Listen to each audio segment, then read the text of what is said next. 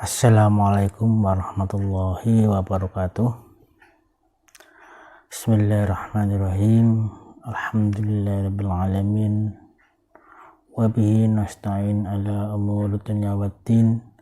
Wassalatu wassalamu ala asyrofil anbiya'i wal mursalin wa ala alihi wa ashabihi ajmain, amma ba'du.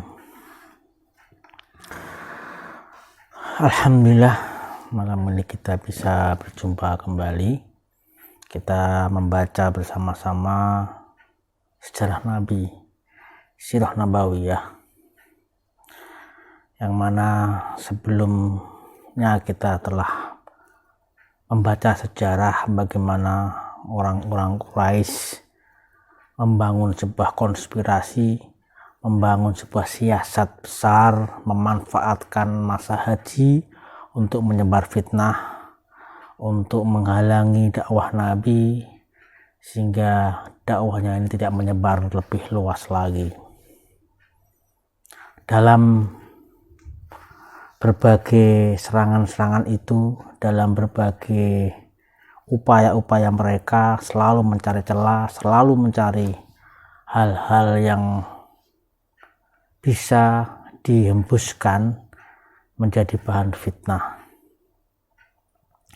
Bahkan serangan-serangan itu juga menyerang privasi Nabi. Banyak hal-hal yang diungkap oleh para Quraisy terkait dengan privasi Nabi ini.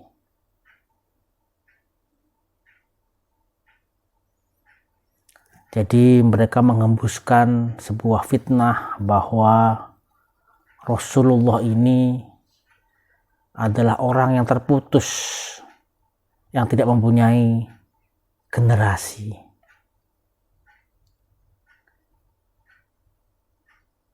Oleh karena itu, mereka benar-benar membunuh karakter dari Rasulullah ini sebagai seseorang yang tidak jelas, yang terputus generasinya.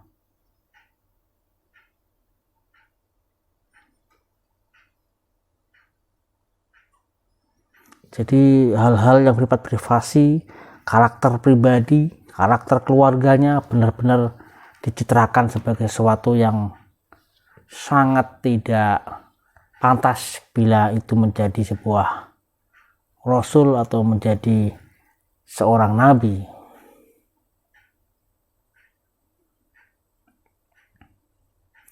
Mereka sudah tidak lagi mengedepankan norma-norma, tidak mengedepankan lagi tradisi-tradisi yang ada di bangsa Quraisy yang telah dijaga oleh para leluhurnya. Mereka menghalalkan cara, mereka menggunakan berbagai cara-cara yang keji, cara-cara yang sangat tidak baik sekali untuk menghantam Nabi, untuk mendiskreditkan Nabi. Mereka menyerang sisi pribadi dan tidak segan memanfaatkan musibah yang didapati oleh Nabi, seperti wafatnya para putra Nabi, sebagai alat atau isu-isu yang menyerang Nabi, bahwa Nabi terputus oleh generasinya karena para putranya meninggal dunia dan seterusnya. Kenapa Tuhannya tidak menjaga para putranya? Itu menjadi sebuah isu-isu yang disampaikan kepada masyarakat bahwa Nabi tidak sempurna, Nabi tidak pantas, Muhammad tidak pantas menjadi Nabi. Itu yang terus digulirkan, digoreng sampai habis-habisan oleh masyarakat Quraisy. Sehingga Allah memberikan sebuah petunjuk, Allah telah menuntun Nabi untuk memberikan sebuah jawaban. Al-Quran menjawab itu semuanya, menjawab tuduhan-tuduhan dari mereka. Seperti halnya tersirat dalam surat Inna a'toina kal kautsar. Sesungguhnya kami telah memberikan kepadamu nikmat yang banyak. Fasholli lirabbika wanhar. Maka dirikanlah sholat karena Tuhanmu dan berkorbanlah.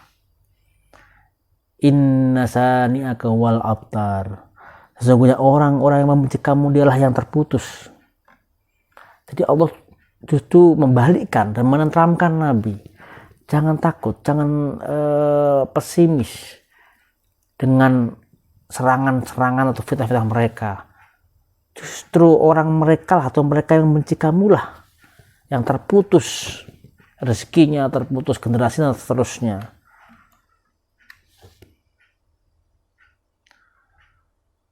Itu adalah salah satu surat yang diturunkan Allah untuk menenteramkan jiwa Nabi, untuk menenteramkan hati Nabi agar semakin kuat dan jangan berputus asa.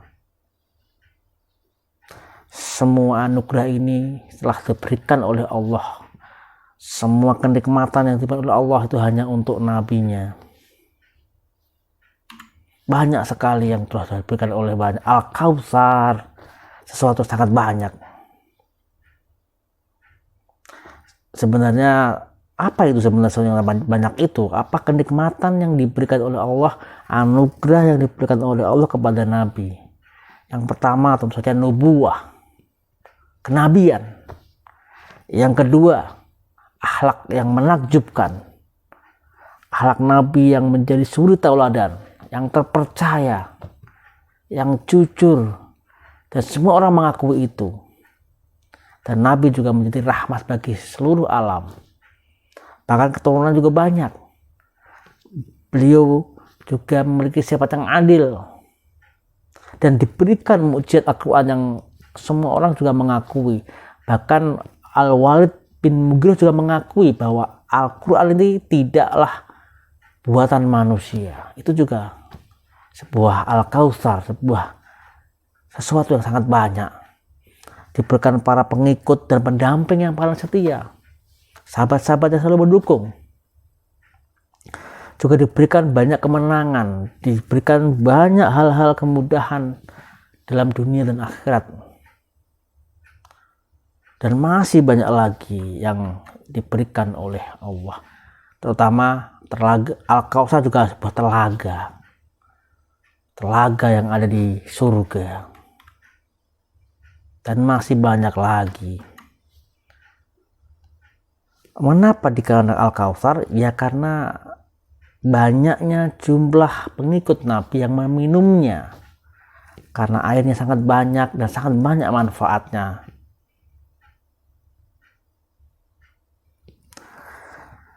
Dari Ahlussunnah wal Jamaah ini juga mempercayai adanya telaga Al-Kautsar ini. Bahkan hadis-hadis yang menerangkan tentang telaga Al-Kautsar ini mencapai derajat mutawatir. Nah, letaknya di mana? Nah, itulah yang banyak ikhtilaf antara sebelum dan sesudah Siraj. Seperti dalam sebuah hadis Rasulullah bersabda, sesungguhnya aku akan mendahului kalian di telaga. Aku sebagai saksi atas kalian dan sesungguhnya aku demi Allah sedang memandang telagaku sekarang. Dalam hadis lain yang diriwayatkan Al-Bukhari juga Nabi bersabda, sesungguhnya setiap Nabi memiliki telaga di akhirat. Dan sungguh mereka saling berbangga-bangga. Siapakah di antara mereka yang paling banyak peminum atau pengunjungnya? Sungguh aku berharap kepada Allah bahwa telagaku lah yang paling banyak pengunjungnya. Jadi umat Nabi Muhammad lah yang paling banyak. Sehingga telaganya juga akan banyak dikunjungi oleh umatnya. Banyak juga hadis sahih yang menyebutkan sifat-sifat telaga Nabi tersebut. Bahwa yang pertama, telaga tersebut telaga yang sangat agung. Tempat yang mulia. Dialiri dari air minum yang berada di surga, sungai Al-Kautsar. Warnanya lebih putih daripada susu. Suhunya lebih dingin daripada salju atau es. Lebih manis daripada madu. Lebih wangi daripada misik. Telaganya sangat luas dan panjang dan lebarnya sama. Panjang setiap sisinya sejarak perjalanan 1 bulan. Sungguh luar biasa luasnya. Dalam sebuah hadis Nabi juga bersabda sesuai yang diriwayatkan oleh Imam Muslim, warna airnya telaga itu lebih putih daripada susu dan rasanya lebih manis daripada madu, dan pancurannya yang bersumber dari sungai surga Al-Kautsar yang mengalirinya satu pancuran dari emas dan pancuran lainnya dari perak. Dan banyak lagi hadis-hadis yang menerangkan tentang bentuk ataupun situasi di telaga itu. Dalam ayat itu juga Allah memerintahkan agar Nabi Muhammad dan umatnya selalu mendirikan sholat dan berkorban. Mendirikan sholat dan berkorban. Memang sebagai pendapat atau berpendapat bahwa ayat ini maksud dari sholat ini adalah sholat Idul Adha dan terkait dengan perintah untuk berkorban. Tapi pendapat lain juga mengatakan bahwa fasoli lirobbika wanhar, fasoli ini diartikan sebagai sholat wajib atau sholat apa saja umum, dan harus dilakukan dengan ikhlas. Nah, wanhar ini berkorbanlah ini ada yang mengatakan ini sebuah tradisi yang ditinggalkan oleh, yang diturunkan atau diwariskan oleh Nabi Ibrahim sebagai bentuk pengorbanan rasa syukur kehadirat Allah Subhanahu wa taala, sebagai bentuk peribadahan. Ini menunjukkan ada kesinambungan antara ajaran Nabi Muhammad dan ajaran Nabi Ibrahim.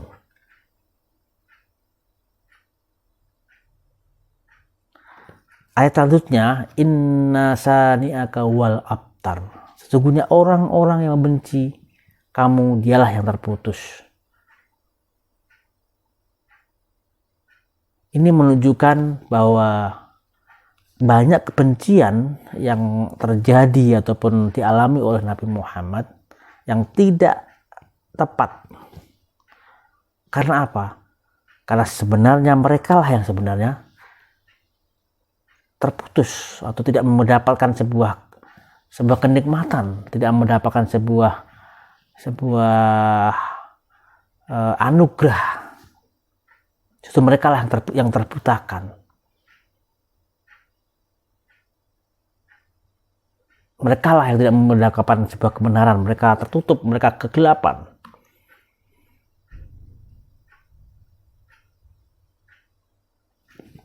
Di antara beberapa orang yang membenci Nabi itu dari sisi keturunan juga sebenarnya terputus, seperti Walid bin Al-Mughirah. Tidak ada anaknya nanti yang melanjutkan pandangan orang tuanya. Bahkan anaknya Khalid bin Walid nanti masuk Islam dan menjadi panglima yang paling besar, panglima yang justru menjadi garda terdepan membela Nabi Muhammad, sehingga generasinya terputus. Anak dari Khalid bin Walid yang dia membenci Rasulullah, justru anaknya ini menjadi seorang muslim yang gagah perkasa.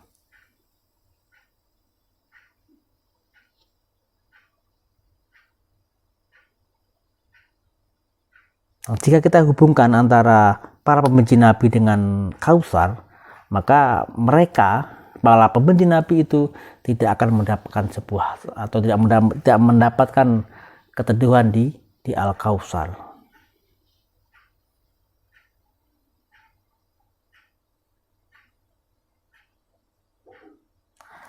Jadi ayat ini, ayat Al-Kautsar,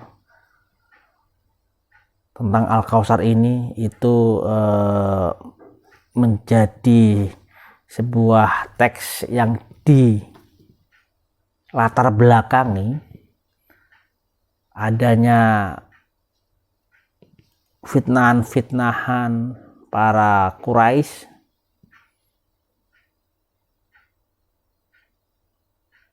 dan serangan-serangan yang bertubi-tubi mereka bahkan mengolok-ngolok privasi Nabi tentang generasi yang terputus, bahwa anak-anaknya laki-laki itu meninggal dunia.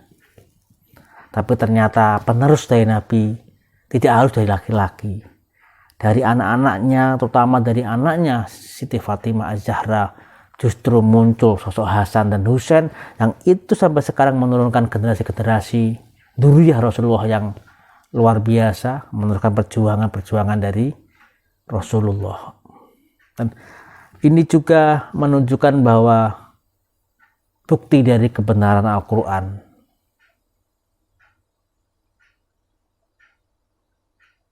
bahwa Nabi Muhammad telah diberikan sebuah mukjizat Al-Quran. Kemudian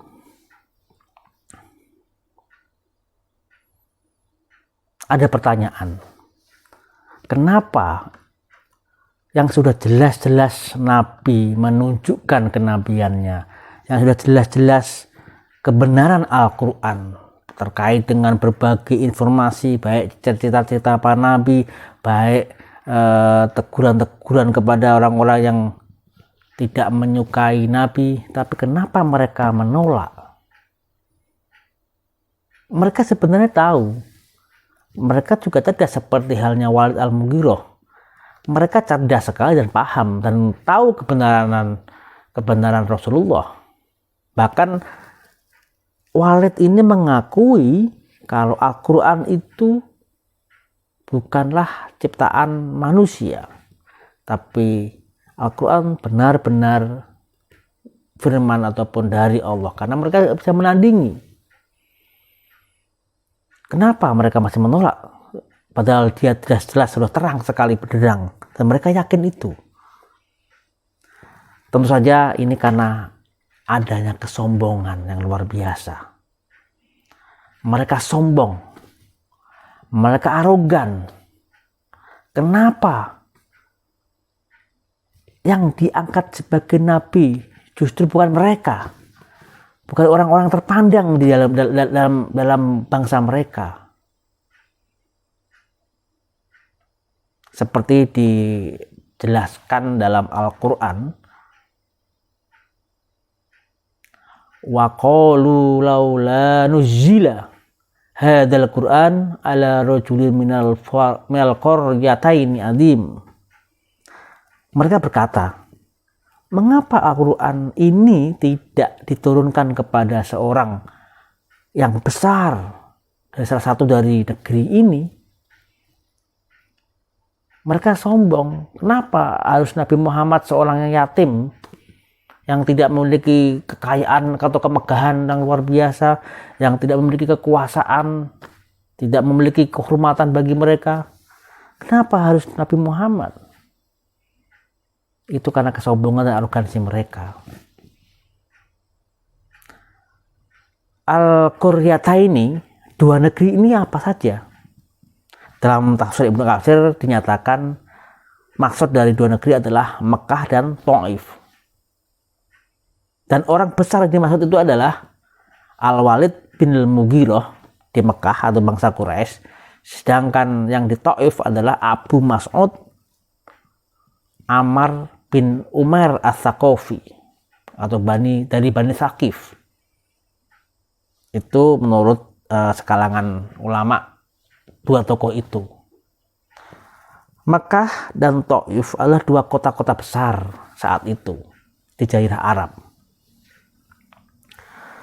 Dan kedua kota itu saling berebut ataupun saling bersaing, berebut pengaruh dalam berbagai hal. Dalam keagamaan, Mekah memiliki Hubal dan Thaif memiliki Lata, berhalanya. Jadi memiliki simbol yang besar, sama-sama besar. Dan kedua tokoh tadi antara Al-Walid bin Mughirah dan Abu Mas'ud, keduanya memiliki kedudukan yang tinggi dan di masyarakat saat itu, jadi terpandang kedua tokoh. Kenapa bukan mereka yang mendapatkan kenabian itu? Justru kenapa anak yatim yang diutus kepada mereka? bukan orang besar yang punya pengaruh, yang punya pengikut yang banyak.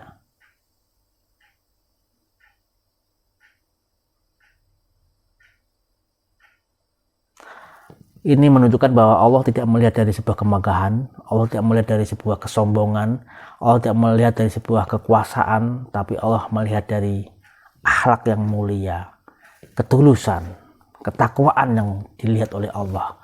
Siapa yang tepat untuk menjadi nabinya.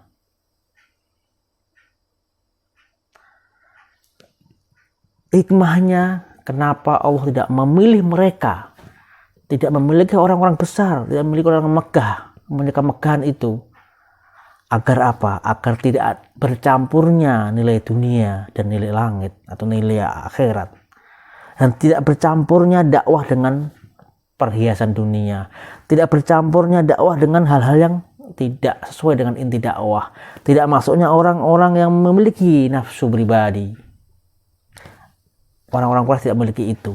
Tapi Nabi benar-benar memiliki akhlak yang tinggi, dan ini artinya bahwa Islam yang diutamakan adalah akhlak. Kehebatan apapun ilmunya, kehebatan apapun kekayaannya, itu tidak penting dalam Islam. Yang paling penting Islam adalah akhlakul karimah.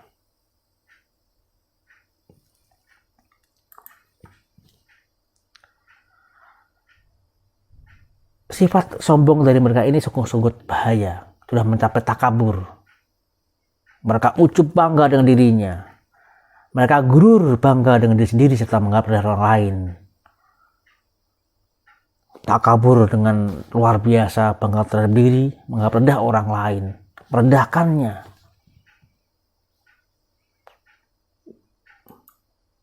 Dan sifat ini, kesombongan ini, takabur, ujub dan lain-lainnya ini, itulah juga yang menyebabkan setan atau iblis terusir dari surga.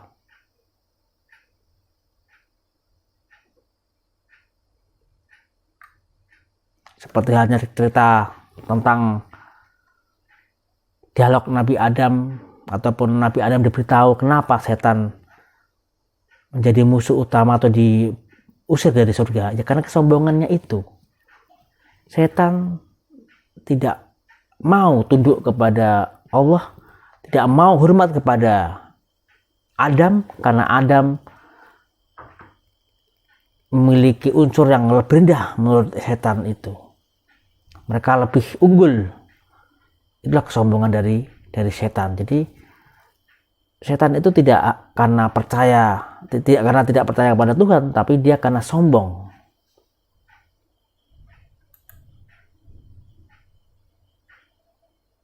Nah, sebenarnya apa penyebab dari kesombongan itu?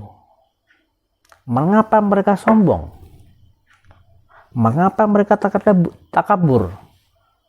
Yang pertama biasanya karena ilmu. Orang yang merasa ilmunya tinggi, ilmunya banyak, ilmunya berlimpah, dan mereka tidak memiliki akhlak yang baik, biasanya mereka akan sombong dan cenderung merendahkan atau meremehkan orang lain. Mereka yang lebih bodoh dan lain-lainnya. Yang kedua, karena amal ibadahnya, mereka merasa telah beramal yang luar biasa. Mereka kadang-kadang merasa paling suci. Itu juga bisa menimbulkan kesombongan. Atau karena nasabnya dari anak-anak raja atau anak bangsawan, itu juga bisa menimbulkan kesombongan. Atau berupa fisik, seperti kecantikan atau ketampanan, atau harta kekayaan yang berlimpah, dia sombong juga. Atau dia memiliki kekuatan baik fisik maupun politis, kekuasaan, atau dia merasa mempunyai pengikut ataupun murid yang banyak sekali, atau dan lain-lainnya, atau punya tahta dan kedudukannya, itu yang membuat orang sombong. Nah, tingkatan sombong juga banyak sekali. Tingkatan kesombongan, jenis kesombongan ini ada jenis kesombongan dilihat dari pihak yang tujuh. Dia sombong kepada Allah. Ini seperti halnya tokoh ataupun musuh dari zaman Nabi Ibrahim, Zamrud. Dia sombong sekali, seolah-olah dia sudah menjadi Tuhan. Selainnya itu juga Fir'aun yang Nabi Musa, dia juga sombong juga kalau dia sudah setara dengan Tuhan. Atau dia sombong tidak kepada Allah tapi kepada Rasul atau nabinya, sebagaimana para bangsa Quraisy ini. Al-Walid dan Abu Mas'ud adalah tokoh-tokoh yang dia merasa sombong bahwa dia lebih hebat daripada Nabi Muhammad. Atau dia sombong terhadap manusia, itu banyak sekali. Dan inilah yang saat ini masih banyak sekali, banyak orang-orang sombong merasa dia lebih hebat dari manusia-manusia lainnya. Itulah yang membuat mereka menolak ataupun tidak mau mengakui Nabi Muhammad sebagai nabi, meskipun dia tahu apa yang disampaikan itu benar. Mereka tahu apa yang disampaikan Rasulullah berupa wahyu, kitab Al-Quran itu benar dan tidak bohong, dan tidak ada kebohongan. Mereka yakin itu, tahu. Mereka tidak mau saja. Kenapa seorang Nabi Muhammad yang mendapatkan nabi? Kenapa Muhammad yang kaum papa itu justru yang menjadi utusan Allah? Itu yang mereka tolak. Tapi meskipun demikian, Nabi tetap diberikan ataupun diperintah Allah untuk tetap bersabar, untuk tetap memberikan dakwah-dakwah yang baik, didoakan agar mereka mendapatkan hidayah, mereka mendapatkan inayah, nikmat yang bau. Bahkan kepada Al-Walid itu juga nantinya malah itu putranya Khalid bin Walid justru menjadi seorang muslim yang luar biasa, pembela Islam yang utama, panglima perang yang luar biasa dalam medan pertempuran. Itulah kenapa masih penting sekali tetap berbuat baik dengan siapa saja meskipun dia sudah menghina ataupun menolak keislaman, menolak Nabi. Yang paling utama adalah jangan sekali-kali sombong, baik sombong secara ilmu maupun sombong secara harta, secara tahta. Kalau kita diberikan itu semuanya, mari kita syukuri. Mari kita jadikan kenikmatan anugerah yang diberikan oleh Allah itu menjadi sarana untuk membela Islam, untuk menjaga ajaran Islam, untuk meneruskan perjuangan Rasulullah SAW, sehingga kita menjadi umatnya, sehingga kita mendapatkan syafaat di hari akhirat nanti, dan kita dikumpulkan menjadi umat-umat dalam barisan Rasulullah. Amin Allahumma amin. Wallahu a'lam bishawab. Wassalamualaikum warahmatullahi wabarakatuh.